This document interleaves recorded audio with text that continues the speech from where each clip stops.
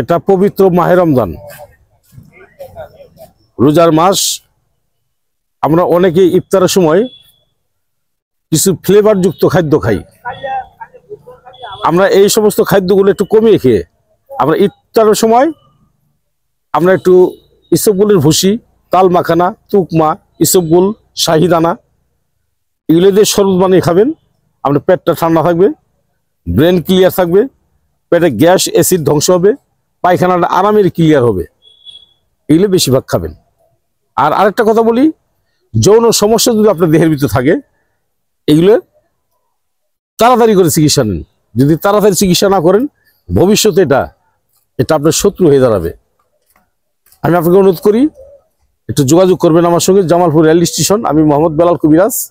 আমার মোবাইল নাম্বারটা 01727871087। এই নাম্বারে আমার সাথে কথা বলবেন এবং পরামর্শ নেবেন। আর যারা জামালপুর আসবেন সরাসরি রেল স্টেশনে নেমে আমার সাথে দেখা সাক্ষাৎ করে যাবেন।